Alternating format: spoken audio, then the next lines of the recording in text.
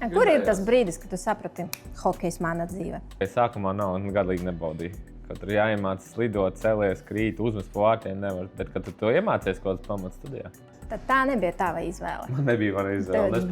Es pārdzīvoju, bet labā ziņa ir tas, ko tagad mūsdienās neredz, kad vecāki grib visi, lai būtu uzbrucēji, jo viņi vairāk NHL naudu pelna. Visu laiku tu dzirdi Freibergs un pēkšņi, pieņemsim, Rubins iemet izšķirošo ripu un visi atceras tikai to. Kā tu ar to dzīvo? Cilvēki, kas tendēt egoisti, viņam nesanāk dzīvē tas savā ziņā, kad viņi visu laiku domā tikai par sevīm, bet tiklīdz tu redzi tos čaļus, kuri dēļ viena mērķa darīs visu, piekāpsies, tad arī tas strādā. Bet kā tas ir, kad tavs līdzspēlētājs pēkšņi kļūst par tavu treneri? Profesionālās attiecības. Jā, protams, dažreiz tu izmanto uzprasī pieklāta, piemēram, tur Laura, kāpēc šitā nevar tā. Nu, var parunāt, bet tā ir profesionālās attiecības. Ar ko tie jaunieši šobrīd atšķiras no jums tajos laikos? Mēs noteikti bijām pazemīgāki. Tie svilpieni, viņi palīdz aizsargāties vai traucē? Kad tu spēlē momentā iekšā, tu neko nedzirdi, nekas nemainās tev. Tad vai tie fani ir vajadzīgi? Ja fani ir vajadzīgi, ka tu sēdi uz soliņa, ir kāda pauze, un tad tu viņus dzirdi.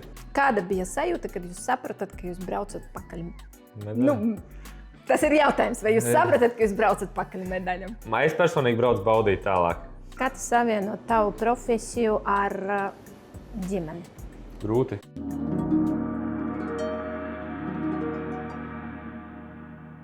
Labdien, mīļie draugi! Mēs šodien esam Kurbāts ledus halli, jo mums ir īpašais viesis, kuru varētu arī nestādīt, bet viens mans profesors vienreiz teica, ja cilvēku nevajadzētu stādīt, tas nenozīmē, ka viņš negribētu stādīties priekšā pats.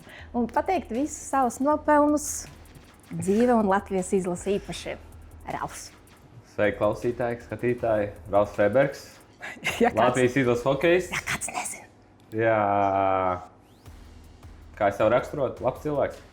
Ļoti labs cilvēks, mēs te jau bišķiņ parunājam. Bet ja jau mēs esam tomēr ar hokeju. Bet tu atceries savu pirmo iznākumu uz ledu? Cik tev bija gadu? 9 gadi, 9 kaut ko. Liels jau? Jā. Tā bija tava izvēle vai kāds aiz rociņas ir aizvedis?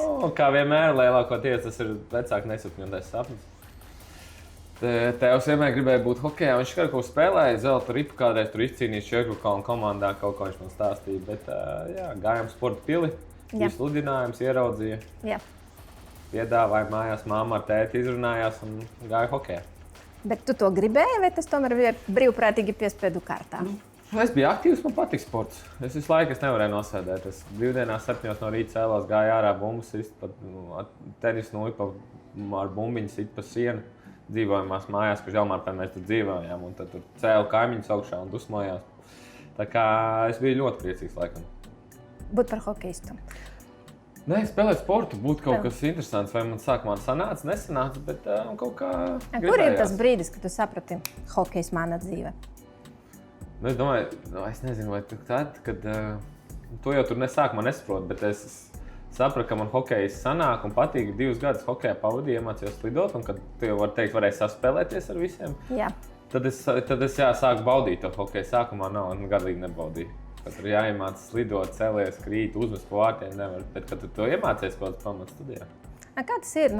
Citi tajā brīdī, izklaidējies pagalmā, bet tev jādodas uz treniņiem. Kā to var izturēt? Jāmīl tā lieta, jo tas arī bija. Man nebija draugi savu vietējā rajonā, kur es dzīvoju, Jelmārpē. Nebija draugi, nebija laika viņiem. Man bija skola, treniņš, mājas darbi un gulēt. Bet man patika. Es nekad bērnībā neizlaidu treniņš, pats slims gāja daudz reizes uz treniņiem. Tā kā, man ļoti patika. Un man arī draudēja mājās, ja būs slikts atzīmes, hokeja neies. Tā kā es arī gan mācījos labi, mēģināju labi mācīties. Hokejs bija tā enerģija un motivators, nevis otrādi. Superīgi. Zini, kas man vienmēr interesēja? Hokejā ir daudz spēlētāju, katram ir sava loma. Mums ir viens vārtu sargs, mums ir viens kapteinis, mums ir uzbrucēji, bet mums ir arī aizsargi. Kurš izvēlas to lomu? Vai tu pats izvēlējies, ka tu būsi tajā pozīcijā, kur tu esi? Es kādreiz biju uzbrucējs, kas sāka tos pirmos 2 gadus. Man ļoti patika, bet tad es aizgāju uz citu komandu. man fiziskās īpašības nebija tik attīstītas. Ātruma ziņā tieši ātrumā pietrūka, un kādreiz bija vecā mode, kad tie, kas bija lēni, tie bija aizsargi, tie, kas bija ātri, tie bija uzbrucēji. Un tad man treneris ielika aizsardzībā. Kaut gan mūsdienās pavisam citādāk, vairs tā nedrīkst skatīties. Tad tā nebija tava izvēle. Man nebija mana izvēle. Es pārdzīvoju, bet labā ziņa ir tas, ko tagad mūsdienās neredz, kad vecāki grib visi, lai būtu uzbrucēji, jo viņi vairāk NHL naudu pelna. Un es domāju, daudz vecāki pārdzīvot par to, ja viņi bērni no uzbrukuma ielika aizsardzībā, viņš pārdzīvot, kāpēc tā treneri dara sieši citu komandu. Jā. Bet man redz, kā mani vecāki nepārdzīvoja, un viņi samierinājās to. Nu, viņam var tikai paldies pateikt, ka mēs esam ieguvuši tik vērtīgu spēlētāju, bet tu zini, tas tiešām tas, kas man ļoti interesē, jo es, pieņemsim, kā uzņēmēja, kā lektore, es esmu pieradusi būt uzmanības centrā, tu esi vadītājs, tu esi tā kā galvenā persona, un man tiešām ļoti, ļoti ieinteresēja tava pozīcija, jo kā tas ir, paņemsim kaut kādu spēli, es skatos televizora pilnībā tur aizrauta un visu laiku tu dzirdi Freibergs, un pēkšņi, pieņemsim Rubins, iemet izšķirošo ripu un visi atceras tikai to. Kā tu ar to dzīvo? Tas ir komandas sporta veids, par laimi, par nelaimi, par laimi. Hokejs komandas sporta veids un tev jāsaprot tā struktūra, kāda ir, tev jāsaprot, kad, lai tas ritenis grieztos, visiem jāpakļaujās. Ir kaut kāda līderis izvēlās, ko kapteinis saka, ko asistents saka. Tu arī pēc spēka pozīcijām skaties un samierinies. Un tu vari būt tie, kas, man liekas, bija tādi cilvēki, kas tendēt egoisti. Viņam nesanāk dzīvē tas savā ziņā, kad viņi visu laiku domā tikai par un sevīm. Bet tiklīdz tu redzi tos čaļus, kuri dēļ viena mērķa darīs visu, piekāpsies, tad arī tas strādā. Un es domāju, tas bija tas izšķirošais un jāpriecājas arī par citu priekiem. Un, protams, gribās būt centrā, dažreiz gribās, bet aizsargiem tāda pozīcija mūs neredz. Tikai tu pēc pēdējām spēlēm divām, tagad draudzību spēlēm nosēdošana. Tur Vilmanis, tur pa aizsargiem vispār nenunā, bet samierinies. Tieši tā, jo tas ir tas moments, kad aizsargs kļūdās, tad pamana visi. Bet ja viņš visu savu darbu ir izdarījis pareizi, to vienkārši nepamanā. Un tad tu paliek ēnā. Un tad tas klusais varonis. Un priekš manis tas ir tiešām liels varonis. Jo, kad tu pareizi teici, manuprāt, ne katrs uz to ir spējīgs. Bet ja mēs runājam par spēli un tas azarts spēles laikā, kas tev pašam dod to lielāko gandarījumu? Vai kad ir sanācis kaut kāds skaists moments, pieņemsim, iekritām un izglābam. Vai tomēr, kad ir ļoti labi kvalitatīvi padarīts darbs, kuru varbūt neviens nepamanīja? No kā tev pašam ir lielāka bauda? Abiem. Bet man ir tas bauda, ka ir pēc spēles pasaka, teica, jā, tu zolīdi labu spēli nospēlē. Jā, arī tagad bija tāds pārbaudas spēles, skatos, punkts nedabūju nevienā, bet teicu, jā, tu tur labi spēlēji, darīji visu, patīkami. Un es varbūt dzīvoju dēļ tā, lai būtu novērtētam arī. Tev patīk uzslavas, man patīk uzslavas, man nepatīk kliedzieni, ka treneris kliedz. Ja viņš kliedz mālacīs? Nē, tad viņš nekliedz tā. Viņš tikai saka, viss slikti kliedz kaut ko tādu. Pozitīva emocija no trenera dabūt, nē? Kā kurš treneris? Jaunāk treneri var būt, godīgi treneri. Ir negatīvi treneri, piemēram, klieks tikai virsū, labu neko neteiks. Kā arī mūsu kādreiz bija tā arī. Man vēl tur slavēja, es domāju, manu mammu vai tēti, viņu vecāki baigi neslavēja dzīvē, kā audzināja. Vienmēr bija gan jau stingra roka mājās bija, bet man tā nav. Man patīk uzslavas un nepatīk, ka man kliedz manī. Šķiet visiem patīk. Man patika tā laba anekdota savulaik bija, kad tu teici, ka tev ir slikts darbs, ka tev ir grūts darbs. Ja tu esi vārdsargs, pamēģini iziet un nelaist tripu 10 000 skatītāju priekšā, tad tu sapratīsi. Bet kādas ir, pieņemsim, kādas ir emocijas, kādas ir sajūtas, ka, piemēram, ir notikusi kaut kāda kļūda un, es varbūt neesmu tik profesionāli, es vairāk esmu tāds fans no malas, bet man šķiet, ka tavas kļūdas pārsvar ir tādas darba kļūdas, bet, tomēr ir kaut kāds noraidījums, izšķirošajā brīdī, komanda palika mazakumā un vēl nedod Dievs tajā brīdī ielaida vārtus. Kā tas ir? Drausmīgs sajūta, nevienam nenovēlu un es esmu bijis vairāk kārt tādā situācijā, un šodien vienā situācijā kaut kas bija līdzīgs. Mēs ielaidām, mēs zaudējām spēli, un viss man bija ļoti dusmīgi uz tevīm. Tu redzi, ka treneris skatās dusmīgi uz tevīm, gan īpašnieks komanda. komandas spēlētāji, daži skatās šķīvi. Tie, kas nav bijuši tajā situācijā, tie nesaprot, bet tie, kas ir bijuši, tad vienkārši neko uzmundrina. Jāuzmundrina tas čāls, bet nav patīkami. Bet kā ir no komandas puses? Viņi tomēr skatās, ka tevis dēļ tas notika. Jā, un vienreiz, vienreiz var, otrais, trešais, ceturtais, tāds pats, ko tas stulbums būs, tad dusmosies. Bet tas beigās maksā visiem naudu, arī prēmijas, arī vieta tabulā, un, kā vienmēr saka, ja ir slikti spēlē sezonā, tad visiem sliktāk līgumus nākošajā gadā. Piemēram, kopējais sniegums komandas. Tā kā, ja komanda būs pirmajā vietā, kaut gan tu nevāc punktus, bet tu būsi labāk līgumu dabūs. Tas ir svarīgi. Un tagad otrādi. Tu esi bijis tāda pozīcijā, kā tu reaģēji, ja kāds pieļauj kļūdu, un tas kļūdas dēļ tu paliec 4 izšķirošajā brīdī, ja ne 3 izšķirošajā brīdī. Es zinu, kā viņš ir. Es neko nesaku un neko neskatos, jo es saprotu, kā viņš jūtās. Jā. Bet spēles laikā es neaiztieku, jo man pat nepatīk, ka kāds nāk un nomira, viss kārtībā vai kaut ko citu, ko tu izdarīji. Tas ir trakākais. Tā kā es neaiztieku, bet spēles mierīgi aizēju parunāju to spēlētāju, ja viņš kaut ko parasti pārdzīvo, tie spēlētāji parasti pārdzīvo. Halas īpašnieks Pikāns arī visas ģērbtuves ir uztaisījis katru individuālu pieeju. Mēs pagājām Sandozu un ģērbtuvēju garām. Tur ir kāļas krāstiņa ģērbtuve, man liekas. Tu te vispār trenējies? Nē. Bet no kurienes tu tik baigi tālu. Jā, bet no kurienes tu tik labi pazīsti, kas šeit ir un kā te ir? Es 2-3 reizes biju kopā pa šiem laikiem. Es te biju, trenējušies, izlases mēs esam trenējušies 1 gadu, man liekas, pāris reizes notrenējušies. Un biju uz pārslediem, bet sen Izlase šeit trenējies? Vienu brīdi trenējās, līdz Daugavas stadions nebija pabeigts, tad bija mazais laukums, un mēs ar izlases braucām te patrenējāmies vienu laiku. Pirms čempionāta, tu domā? Jā, pirms čempionāta, jā. Labi. Sergei Žoltoga ģērbtuve. Un baigi, īpašnieki baigi iesprīgst, un katra ģērbtuve ir īpaša. Jā, Žoltoga ģērbtuve, es atceros to liktenīgo spēli, kas bija veltīta viņam. Un tas vispār interesanti, jā. Tu atceries to spēli ar Baltkrieviju par iziešanu olimpiādē? Es pēc televizoru skatījos. Es biju zālē. Nejauši, jo es dabūju 2 biļetes nejauši un pasaucu vīru, ejām, bet man vīram hokejs neīpaši.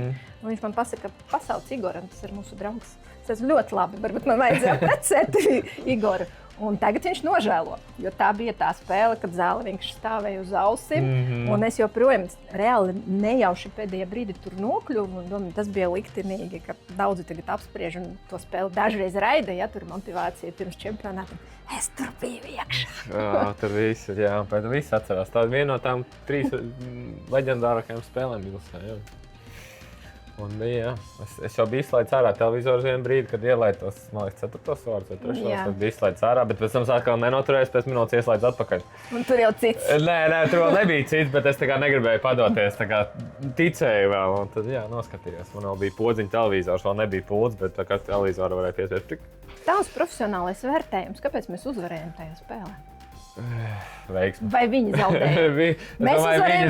Es domāju, arī viņi zaudēja. Viņi bija pārliecināti, bet nepadevās. Tas bija plus, ka viņi nepadevās. Viņi gāja un cīnījās. Hārija Vitoļiņa ģērbtuvē. Interesanti, mums ielaist iekšā. Es domāju, ka mēs varam iet skatīties.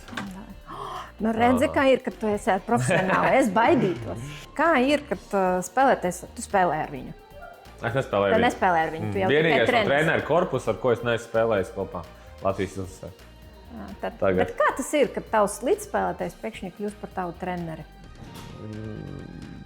Tā kā es esmu cilvēks, kā mēs runājām iepriekš intervijas sākumā, es saprotu vietu, es zinu un profesionālās attiecības. Jā, protams, dažreiz tu izmanto uzprasī pieklāt, piemēram, Laura, kāpēc šitā nevis tā. Var parunāt, bet tā ir profesionālās attiecības. Tā būtu normāli, un es sagaidītu, kad es būšu varbūt kādreiz treneris, tad lai būtu arī tās profesionālās attiecības pēc tam.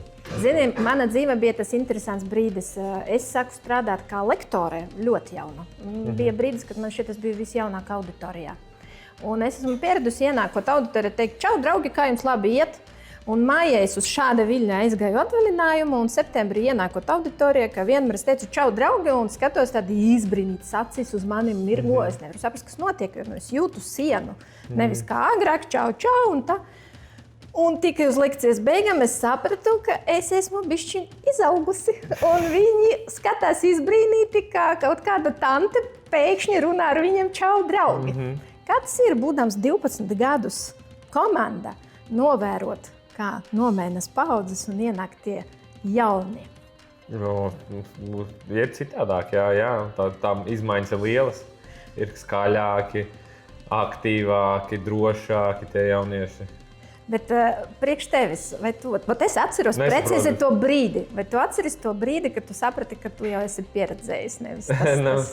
Man joprojām katru dienu izlasē tagad ir kaut kāds moments, ko vienkārši tā, mēs dažiem vecākiem saskatāmies, domājam, tā kā ārprāts. Kas tajā galvā viņa notiek, bet tā ir norma. Un tā ir norma, tā viņa galvā tā kā viņa tā tiešām domā.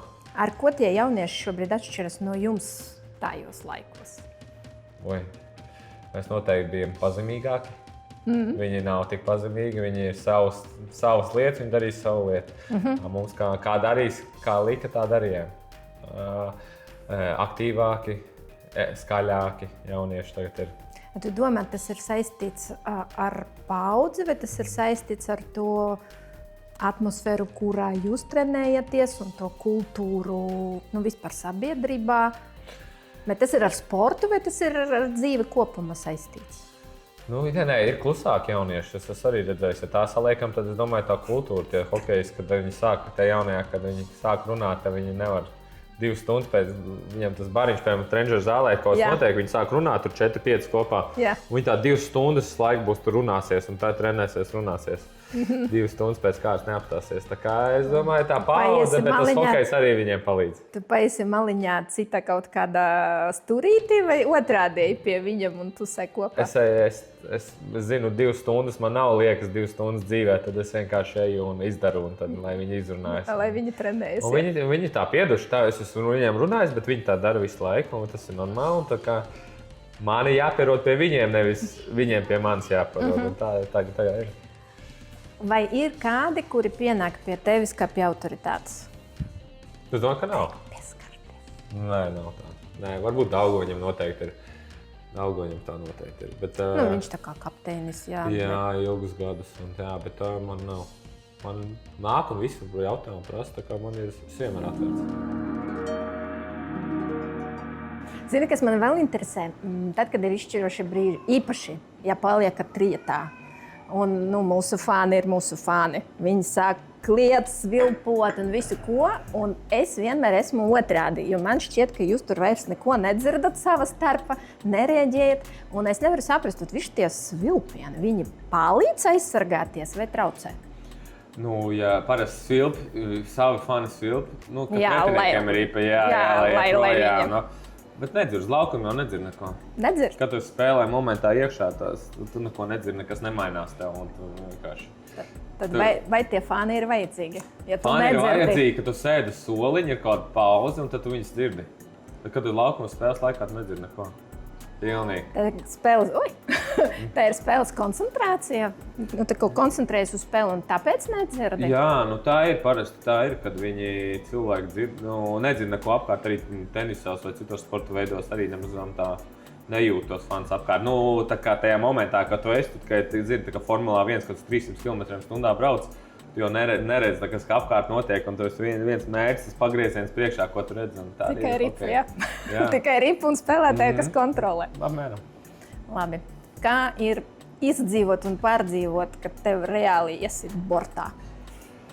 Pirmās kārtām tu negribi to darīt, bet ja tas būs, mans ieteikums būtu atslābināties. Es parasti, kad zinu, ka būs slikti, es vienkārši atslābinos. Tad traumas nerodas, ir lielāks kritiens vai lielākas emocijas, tu nokrīt un tā sasities, bet tiklīdz tu saspringsi riktīgi un tu dabūni iekšās, grūdienu mugurā vai kaut kā, tu vari traumēties. Jābūt brīvam. Es vienmēr saku, avārijā mašīna kaut kur arī tiec, ja tu redzi, ka būs ļoti slikti atslābinies. Jo ķermenis jau, man liekas, viņš izkustēsies pats līdz tām kustībām. Tiklīdz tu iesprings, būs lielāks problēmas. Labi, tas ir ķermenis, bet vēl ir dvēsele. Un tas pretinieks, kas to izdarīja, vai ir kaut kāda pretreakcija un tas emocijas? Jā, tu piecelies un tu skaties, kurš tas bija. Un viņi dabūna atpakaļ. Tīri. vai netīra. Vai no tā, bet tā parasti ir. Tu piefiksē, jā, obligāti piefiksē. Pēc tam būs iespēja tu agresīvāk nospēlēt. Tas palīdz vai traucē? Dažreiz nepalīdz, jo godīgi tad man ir sarkans acis un tu vienkārši nesos virsū kaut ko darīt. Bet, slikto un nepareizo. Jā, bet dažreiz pieceļ. Dažreiz slikti spēle, tad labi, kad ir, ka pieceļ. Tā kā gan. Labi. Tu esi komanda cik gadus Latvijas izlasēs, domāju? Šogad būs man 10. 12. pasaules čempionāts, bet jā, 12 vai 13 izlasēs. 12 gadus esi izlasē. Kā tas ir? Tā ir, es teiktu, vesela dzīve. Katru gadu. Katru gadu. Katru gadu 2 mēneši, 3 mēneši. Ko tu pavadi, tev par to nemaksā. Es zinu. Tu beigsiet pasaules čempionātu. Kāpēc tu to dari, ja tev par to nemaksā? Vai ne? Vai ne? Vai visi ir apkārtēji priecīgi ģimenē, kad es 8 mēnešus projām, sabraucu 3 mēnešus un pēc tam 6 nedēļas man ir tā kā mājās es esmu un tad braucu projām uz Čehiju. Man ģimene nedzīvo manī kopā. Vai visi priecīgi? Es nezinu, es nevaru neiet. Man tā kā, es nevaru. Citi var izlaist, bet es nevaru. Tad, kad tu spēlē klubos, tomēr vairāk spēlē par sevi, parādīt sevi, dabūt labāku kontraktu. Tad, kad tu spēlē izlasē, vai ir sajūta, ka tu spēlē par valsti? Jā. Kas mainās? Kas mainās? Tā punkti neinteresē. Tur vienalga 1. vai 3. maiņā. Varbūt jaunāks tev ir ambīcijas, bet vecāks tiešām nav ambīcijas. Tu vienkārši gribi uzvarēt. Un kas mainās? Nekas nemainās. Izlasē nekad nav tā bijis. Nē, protams, ir reiz bijuši, ka grib punktus dabūt vai kaut ko būt parādīt un dabūt kaut kādu iespējams NHL līgumu, kādam tā bijis. Ne man. Kas vēl interesē? Tātad ir klubi, ir pasaules čempionāti, ir olimpiskas spēles. Tu esi viens no nedaudziem, kas piedzīvoja cik? Man jau 9 tagad čempionāti. Jā, bet 3 olimpiādas. 3 olimpiādas. Man šķiet, ka es tevi redzēju Milānā. Ejot garām pa ielu. Man šķiet, ka tas bija tu, bet es nesaku kliegt pa visu ielu čau. bet tomēr. Vai ir atšķirība, ka tu spēlē olimpiskās spēles? Jo es vienmēr, kad skatos, man interesē tā, kad individuālie sporti. Olimpiskas spēles, tas ir karjeras augstākais, ko var sasniegt. Tātad olimpiskais zelts. Kā tas ir hokeja? Vai kad ir olimpiskas spēles, ir kaut kāda savādāka sajūta? Jā. Tam tā vajadzētu būt. Un, tas ir tā kā vienreiz 4 gados jau retāk. Redz izlasē, cik mums tur bija tagad Daugaņš, Gudļevskis. Un es biju laikam, Girjonsons nebija, tagad mums bija 3. Tagad aktīvi, 3. Citiem Daugaņam ir 4 reizes olimpiādē. Tā kā arī tas, man liekas, retums. Ir īpašāks, jābūt sajūtai, ir īpaši individuāls sporta veidos kaut kas īpaši, bet arī sāku domāt par to vispārīgi olimpisko kustību. Kas tur apakšā vispārīgi un tās sajūtas, kas tas ir vispārīgi. It kā vajadzētu būt īpašam, it kā vajadzētu būt olimpiskās spēles par un ap sportistu. Jā. Bet vai tā ir? Bet vai tā ir hokeja? Es tā teiktu. Vai tā ir individuāls sporta veidos, vai tur tas sacensības tiek rīkots, lai priekš sportistiem, vai arī naudas gūšanas ienākums, reklāmas. Tas ir tā kā, pēc šīs olimpiādas varbūt tas vecāks palicis vienkārši no malas pastoties ir daudz jautājumu. Ja. Bet interesanti, man tieši otrādi. Es pirmo reizi nokļuvu Olimpisko spēļu atklāšanā Dzivajā. Un ļoti, ļoti gaidīju, protams, mūsu komandas iznākumu. Un biju vienkārši sajūsmā, jo mēs bijām tik kuplā skaitā, salīdzinot ar ļoti daudzām pat lielām valstīm. Un tad iziet mūsēja, tik skaisti. Ar šo karogu. Un vispār man bija sajūta, es nezinu kāpēc un kā tur izvietoja visus tās sportistus, bet man bija sajūta, ka mūsu komanda dabūja ļoti labas vietas. Un jūs tā kā sēdējāt, tur no tās pozīcijas man šeit varēja redzēt visu, ko. Tu izej uz tā stadionā ar to karogu pārstāvot valsti. Kāda ir tā sajūta? Tā kā 3. reize šitien es biju gāju izbaudīt vispārīgi tā. Pirmajās reizēs atceros, kur man bija Soči pirmā reize, tur bija kad tu izēji un sāc domāt, kāds tik līdz tam mērķim dzīvē, kas to prasīs. Tagad es biju pašā beigām gāju, mēs tur Buļs, Lozoliņš, Sans, mēs tur fotografējamies, vienkārši gājām. Mēs tur savā starpā, var teikt, izbaudījām. Bet labas vietas, mēs sēdējām labās vietās, ļoti tuvu. Un tā atklāšanas ceremonija plus bija īsi, salīdzinoši īsi un tuvu sēdējām. Visam forši. Jā, un pēc tam pastaigājoties pa Milānu aizgājāt līdz līdz tam ugunim, kas deg, gar to parciņu smuko.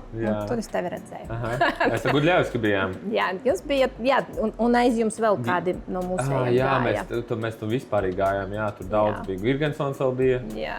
Mēs tur visu laiku staigājām. Es visu laiku staigāju Milānu. Labākās olimpiādas tādā ziņā, ka mēs bijām Milānā un varēja redzēt, visu kaut kur apkārt gājām, skatīt, ko vien varējām. Visas tramvajas, koki izbraukājām. Tur arī koku tramvaji bija. Tā kā, forši. Vai Milāna patika? No, Itālija ļoti patīk. Milāna ir ok. Nav mans favorīts. Cik daudz valstis tu esi vispār apceļojies? Nē, Amerika, Kanāda. Tur arī viss. Kur tev patika? Kur tu gribētu atgriezties? Laika posms. Es varētu sievai sakt, ka es varētu katru gadu uz Itāliju braukt. Ja? Kāpēc? Man tur patīk ēdiens, kultūra, skati, vieglums. Un kur no Itālija ir liela un dažāda? Jebkura vieta vai? Nē, mēs nekur neesam bijuši vienreiz tajā pašā vietā, bet man visur, kur es braucu, man ļoti patīk. Es varētu tur tā kā, jā. Bet šogad piekāpos un braucu uz Spāniju. Piekāpos kam sievai? Sievai, jā. Cik var uz vienu vietu braukt, es teicu, visu laiku varētu. Jā, bet tur es braucu. Kādreiz bijām mazāk uz Turcijām, braucām vecākiem kopā. Tagad neinteresēja vairs tas vispār nesaist. Šajā spēlē, kur tu biji? Kurā? Bronzas spēlē? Es, diemžēl. Tur nebija? Es biju Doma laukumā un skatījos uz liela ekrāna, jo es biju uz visām spēlēm, kuras bija Rīgā un krāju un teicu, ka es nenogrīziešu nevienu to aproci, kamēr mēs nedabūsim medaļas. Un manie draugi vēl jokoja par to, ka cik ilgi savā mūžā es ar to staigāšu. Un tiešām es fotografēju 1, 2, 3, 4 un arvien vairāk. Tās emocijas, protams, ir neiedomājāmas. Un vienkārši tā ir sanācis, ka es tajā brīdī darba un citu iemeslu dēļ neatradu iespēju vienkārši operatīvi tikt uz turieni. Bet, protams, es nevarēju palikt arī mājās, un es eju ārā pie cilvēkiem, un tā atmosfēra, kas bija arī ārā uz ielas ap tiem ekrāniem, tas ir vienkārši kaut kas neaizmirstams. Pirmdien brīvu paņēma arī, ja? Negājis darbu. Es nezinu, vai es biju priecīga, vai es nebiju priecīga, jo es esmu kā uzņēmēja, kurai vajadzēja nakts laika pārkārtot visus darbus, procesus, studiju procesus apturēt un tā tālāk. Viegli nebija, jo pacientus tu nevari atcelt, attiecīgi tev vienalga bija jāver vaļa medicīnas centrs, bet augstskolu koledži tur risināja visus šos jautājumus. Bet, protams, tas bija tā vērts. Bija. Tas, ko es gribu saprast, playoff. Visas iepriekšējās vispār, vai palīdzēja Rīga? Arī. Vai tas ir tāpēc, ka tas bija Rīga? Nezinu. Bet, jo tas, kas darījās vispār laukumā, un kā jūs tur viena uzvarēja aiz otras, viena aiz otras, vienkārši tas bija kaut kas neiedomājams. Mums faniem, kuri ir pieraduši dažādi rēģēt uz spēļu rezultātiem, man visu laiku bija tāda, tagad norausies, un atkal ir. Playoff. Kāda bija sajūta, kad jūs sapratat, ka jūs braucat pakaļ? Tas ir jautājums, vai jūs sapratat, ka jūs braucat pakaļ medaļam? No tā visa bronzas gada tā spēle pret ceturtfinālu pret Zviedriju man bija emocionālākā. Tur man likās, ko mēs esam tikuši jau top 4, jau likās iespaidīgi. Un, tad mēs braucām, es personīgi braucu baudīt tālāk. Tas ir tas, ko es gribu, vai viss spēle par medaļam. Kāda ir tā sajūta? Stress, drives? Atbrīvot. Mēs esam atbrīvoti, mēs tā neiespringstam, mēs vienkārši ejam un daram, jo kaut kā nebija tas stress. Jā, ka tur ielaidām dažus gols pret Kanādu pusfinālā, tā bija nepatīkami, bet vienalga. Mēs te pat spēlējām pa 3. vietu, mēs gājām, ka uzvarētāji jau piedaloties. Es domāju, ka amerikāņi nebija tik priecīgi varbūt, bet mums bija forši. Pēc tās spēles pret Zviedrijiem vispār tās emocijas bija foršas. Dabījām biļetes uz Dievas svētkiem, sarunājām, mēs lidmašīnā sēdējām, visi bija priecīgi jau būt un vai labās atmiņas.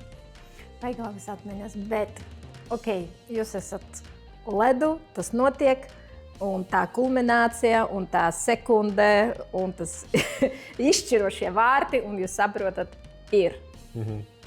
Kas mainījies dzīvē? Nu, nekas. Daudz. Ainajā dzīvē, ka visu vasaru man bija katru dienu kaut kur jābrauc. Katru dienu bija kaut kāds grafiks, kaut kāda skola vai kaut kas apmeklēt kaut ko. Un tā bija visiem. Un bija čats izveidots, kur katrs rakstīja, kāds var palīdzēt aizbraukt uz turien, tur uz api vajadzēja kādam braukt. Es atceros, Kuldīgi uz Dobeli vajadzēja braukt. Daudzās vietās atcēla, piemēram, tur pilsētas bija aicinājumi uz Bauskām, Iecavām aicināja. Tikai izbraukāja, bet bija kaut kas katru dienu jādara. Jā. Un tas bija kais vai jau nogurdinājums? Nē, tas bija tā kā pateicība. Mēs gājām visur, kur, piemēram, bija Mārpē, bija parakstīšana uzreiz tajā pašā nedēļā. Tad tikšanās ar līdzekļiem mums bija 8 no Mārpes. Un mēs 6 stundas tur parakstījām līdz pēdējiem cilvēkiem. Speciālais reis. Jūs lidojat uz mājām. Jūs tā kā pavadat ap Rīgu. Rīga toreiz, vai jūs redzējat Rīgu? Es redzēju. Vai jūs redzējat, kas tur darās? Jā. Kad cilvēki pulcēs un gaidā, un jūs to redzējat. Kāda ir sajūta? Wow. Nē, mēs tur būsim, bet jā, tiešām fenomenāli viss tas lidojums. Jā. Bet, jā. Kur ir medaļa? Medaļā var visi braukt uz Jāmārpu. Man vecākiem pieder pārtiks veikaliņš. Viņa tur mans Pastāsti precīzi. Jā, Jāmārpē, kur ir Jāmārpē, balta māja ar lilā durvīm. Pārtiks veikaliņš, tur ir man izlases krekla stāva pakarināti, visur pie griestiem. Un arī medaļkarājās, kur mierīgi var iet pieskarties. Tā medaļa nav man, tā ir visiem. Tā, lūdzu atbalstīt mani, sekojot līdzi, nospiežot like, pierakstīties un tā tālāk, un atbalstīt Ralfa vecākus, jo bez viņa mums nebūtu tāds aizsargs. Bez vecākiem. Jā, aizbraukt uz to veikalu un nopirkt čipsus, šokolādi, limonādi un visu pārējo, lai skatītos mūsu spēles. Kā tu domā, kādas ir mūsu izredzes šogad? Veiksme, viss var būt. Es arī katru gadu varu būt medaļas, ja veicās. Kā mums veicās, arī ja skatāmies bronzas gadu, mums veicās. Sudrabs vai zelts? Par ko spēlēsim? Pa zeltu. Pa zeltu? Pa zeltu.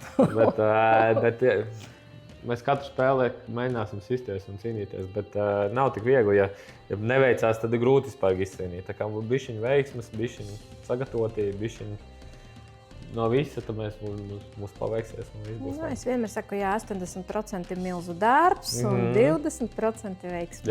Jā. Turēsim īkšķus, klieksim skaļi, brauksim uz zālēm atbalstīt. Liela cerība, lai mums sanāk. Sanāk. Jā, paldies. Paldies. Kā tu savieno tavu profesiju ar ģimeni? Grūti. Nesavienoju. Grūti. Man meita iet 2. klasē, jau 2. gadu, un tad viņi pa brīvlaikiem piebraukā pie maniem. Cenšos kā var attālumā strādāt. Zini, ir attālināts darbs, un tev ir attālināta ģimene. Jā. Ir kaut kādi online vakaros parunāties, vai tikai FaceTime sazinamies katru vakaru, apmēram plus mīnus pa dienu. Nav tā, ka mums vienreiz tikai sarunāts kaut kāds zvans vai kaut ko. Tā sazinamies pa dienu un pa vakariem, bērniem. Tā nav tik traki, un šogad bija īstenībā ļoti viegls, jo viņi vasarā pie manī vēl nodzīvo Čehijā mēnesi. Un tad viņi brauc pusotru mēnesi Latvijā, tad viņiem pārtraukums rudens ir. Apmēram. Tad es pie viņiem, tad viņi pie Ziemassvētkiem. Tā kā šogad bija labs savienojums. Un olimpiādas bija mājās 2 reizes pirms un pēc. Tā kā nav tik traki. Kad tu pirmo reizi ieraudzīji savu sievu? Uz Brilliantos. Jā. Jo es kaut kur viena no intervijām lasīju, ka tu biji teicis, ka tā bija mīlestība no pirmā skatiena. Ieraudzīja un iemīlējies. Kas tas tāds bija? Kāpēc bija tas klikšķis? Neveiksmes gadījums. Man iegāja iekšā, čomi sēdēja pie galdiņa. Es biju starp sievu un galdiņu, un aiz sievu stāvēja mūsu čomi. Tad tas galdiņš rāda pirkstu, ka tur pasauc kaut ko. Es jau nezināju, tur bija skaļš. Es domāju, ka meitenes jāapsauc pie galdiņas. Es kā piegājām, sāku runāt. Bet izrādās aiz viņām bija mūsu draugi. Tas ir neveiksmes vai veiksmes gadījums? Jā, bet veiksmes tā kā negaidīt. Tu tajā laikā jau bija atpazīstams? Es domāju, ka nē. Es arī koledžā mācījos un pēc izlasē spēlēju. Viņa saprata, kas tu esi? Nē, es domāju, ka nav. Hokejs jau neatpazīst iekšā. Varbūt citi domā, basketbolists atpazīst, izlasē spēlēja, futbolists kaut kāds atpazīst. Bet hokejs jau uz ielas maz. Jā. Visu laiku piesakti. Jā, ķivere. Jā, kaut gan man tā bija otrādi, ar Masēski, es viņu atpazinu tieši pēc acīm. Visu laiku rādīja acis, un viņam ir ļoti skaistas acis. Jā. Mans vīrs pat bišķiņ greizsirdīgs. Man šodien jāskatās spēle. Būs Masēskis. Es sievai teicu arī, kad es kaut kur redzēju, kaut kur bildes redzēju, kaut kur iemetu un iekšā kāds pārīts bija, kur vīrietis, manuprāt, simpātiskās par sievieti, bet kad sievietei es saprast mēģināju, kas viņai tas simpātiskais ir un brūns acis. Jā. Man sievai arī brūns acis, un man ļoti pat laikam sievietes ar brūnām acīm. Jā. Un tad Masēskam arī brūns acis. Jā, tumšas dzīves. Jā, dzīves tādas, jā. Jā, bet runājot par sievu, tad kas tev viņa patika? Izskats, uzvedībā, sarunas temati? Ko var iemācīties no tajā vakarā noteikti izskats. Viņa teica, ka ļoti bija sataisījusies.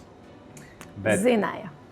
Es nezinu, ko viņai jāprasa. Es domāju, no visa maziņa zināja, ka tajā dienā jāsapucējas. Būs tas īstais brīdis, kad satikšu. Bet starp citu, stāstot, ka sievietes jūt. Tas dienas, kad ir nepieciešams īpaši labi izskatīties. Ka šodien ir tā īsta diena. Pa izskatu tieši, kad ir? Jā. Bet intuitīvajā līmenī. Tu nezini, tas ir no kosmosa vai visumā. Bet pēc tam, kas bija tās, ka mīklainība. Pēc tam pirmie randiņi ļoti mīklaini. Uzdev jautājumus, neatbildēja. Kaut kāds dziļāks jautājums. Es visu varu pateikt. Un tad, ja sievietes slēp kaut ko, tā nav atklāta, tā ir, tu gribi uzzināt vairāk. Un sliktākais jau, ko sieviete var izdarīt, būtu uzreiz atklāta? Jā, man liekas, tas priekš vīrieša viņš tā kā... Interesanti, jo tieši vakardien man tas ir noticis. Es esmu ļoti atklāta, man tā šķiet. Un es esmu ļoti atklāta, bet tajā pašā laikā tieši vakardien runājām ar vīru, un viņš man teica, tu zini, mēs 29 gadus esam kopā, un viņš teica, man visu laiku es gribēju tevi atkost un tevi saprast. Un tagad es beidzot sapratu vienu svarīgāko lietu. Galvenais secinājums, tevi saprast nav iespējams. Vienkārši jāpieņem tas fakts un viss. Līdz ar to, vai tā atklātība uzreiz nozīmē, ka nav tas slepenības, ka tu nezini, kas notiks nākošajā brīdī, kas tevi gaida? Kaut kas tas aizrauj. Man liekas, vīriešiem jau tā ir tikuši mūsdienās vai kaut ko tādu odziņu kaut kādu. Un jā, tā slepenība, mīklainība, grib uzminēt to puzli salikt kopā, jā, tas laikam tas ir tas pluss. Kad tu nolemi viņu bildināt? Bildināja jau, vajadzēja bildināt. Pienācis laiks? Jā, pienācis bija laiks, jā, bet man jau attiecības sākumā sieva pateica 3 gadi, ja tu neizdomās, tad... Jā. Apmēram, jā, nevajag čakarēt cilvēku dzīvi. Tas jau bija tuvu 3. gadam? Nē, nebija, tas bija daudz ātrāk bija, bet jā, es savā ziņā piekrīt kaut kur, ja 3 gadi, 4 gadi cilvēks un gaida. Bet vīriešiem ir savādāks. Vīrieši nesteidzās. Kā? Nesteidzas? Kāpēc? Neaizdomājas. Viņam nav tik svarīgi. Mans vīrs ļoti steidzās. Jā? Baidījās pazaudēt? Jā. Man, protams, ir gods un prieks par to, bet tiešām, tur bija tieši otrādi. Tātad cīņa uz izdzīvošanu. Pareizi, ja zini, tas zini. Bet mūsu dzīve tas ļoti daudz ko mainīja īstenībā. Jo mums abiem tas bija, tāds tā kā brīdis, kad mēs nolēmām, ka mēs esam izvēlējušies viens otru. Un tagad visas tas spēles ir beigušas, un mēs vairs neskatāmies pa labi, pa kreisi. Mēs tagad skatāmies vienā virzienā un būvējam savu dzīvi. Un dēļ tā, ka mēs gana agri esam pieņēmuši šādu lēmumu. Cik? Tas ir interesanti. Jā, mums bija 20, bet kāzu dienā es esmu pa dažiem mēnešiem vecāka. Man jau bija 21, viņam joprojām 20. Un tas bija interesanti, jo dzimšanas dienā es viņam saku, Klau, tev tikai tagad 21, tu apprecējies 20 gados, pa ko tu vispār domāji? Jo es kaut kā nebiju tam... Šausmīgi ātri. Jā, nebiju. Mūsdienās iedomājies? Mēs bijām pazīstami 6 mēnešus. Pazīstami gadu, bet kopā bijām 6 mēnešus. Jā, un tad jā. Bet mēs uzreiz sākam domāt, man bija sapnis būvēt savu biznesu, un viņš bija liels atbalstītājs, un tad mēs kopā sākam to darīt, pirmie soliši, un tālāk, un es domāju, ka varētu būt tāpēc arī daudz kas sanācīs, jo mēs ļoti āgri pārstāja, nezinu labi vai slikti. pazaudējām daudz tusiņu, negājām uz diskotēkām, jo būvējām biznesu, saproti. Bet tas arī bija mūsu azarts un drives, kas mūs apvienoja. Un vienkārši tas emocijas tika piedzīvotas citur. Un mūsu gadījumā tas bija ļoti pareizs lēmums. Vienkārši tu netērēji laiku vairs citam, izvēle ir izdarīta, tagad ejam kopā uz priekšu. Nu, tā, jā. Bet joprojām konkurējam, kurš tad ir galvenais. Kurš tad ir? Nu, viņš. Pirmo reizi ir sieviete sakot tā. Vismaz viņš tā domā. vai ne? Bet interesanti, jo viņi draugi brīnās un domā, ka es esmu galvenā, mani draugi brīnās un domā, ka viņš ir galvenais, jo man šķiet, ka tajā konkurence arī tas uguns deg. Un tā mēs kopā dzīvojam. Viegli nav. Es savu lomu uzreiz, tā kā savu lāpu jau nodevu tur tālāk. Tā kā. Vai ne? Bet vai tad tu, piemēram, dari pēc viņa vēlēšanās, vienmēr piekrīt visam, ko viņš izvēles izdara? Nē, bet mācos to darīt. Apmēram. Jāmāc, tas būtu veselīgi, tas būtu. Jā. Vai ne? Jā. Es parasti saviem viesiem piemeklēju kaut kādu īpašu dāvanu, kas būtu domāta individuāli konkrētam cilvēkam. Tu bija mana galvas sāpe. Jālaid izīrē, jā. Trenēties vairāk vajag. Vai tā tev būtu dāvana? Jā, tad es neko labāku neizdomāju, kā uzdāvināt tev daļiņu no sevis, ja tā varētu teikt, jo viens no maniem uzņēmumiem, ko es tev aizkadrē jau biju teikusi, ir medicīnas centrs PLC, kur ir viss kas. Tur ir masāžas, fizioterapija, tur ir veikals, internetu veikals, sporta preces, visādām arī masāžām mājas, tur ir dažādi apavi, zolītas, visāda veida speciālisti, profesionāļi, visu ko var sameklēt, var uzdāvināt sievai, var uzdāvināt draugiem, bet no mans puses es gribētu uzdāvināt tev iespēju. Es nevaru uzdāvināt tev veselību un spēku. Es gribētu, īpaši pirms čempionāta, bet uzdāvināt rūpes par savu veselību. Jo, teiksim tā, tas, ko mēs cenšamies uzbūvēt, ir tā, lai viss, kas tev palīdz brīvi kustēties, lai būtu viena vietā. Un tāpēc es nolēmu, ka tavā gadījumā tas varētu būt saistoši. Tāpēc šeit ir dāvanu kartes, kas arī bišķiņi varētu būt tuvojoties dzimšanas dienai. Un tad apsveicu ar drīz, un es domāju, ka kamera samontēs un tas laidīs ēterā, tev jau notiks dzimšanas dienā, tāpēc var droši apsveikt dzimšanas dienu. Izbaudi pats vai nodrošini iespēju saviem draugiem, radiem izbaudīt kaut kādu. Man gribētos, lai priecina sev, palikina sev. Paldies!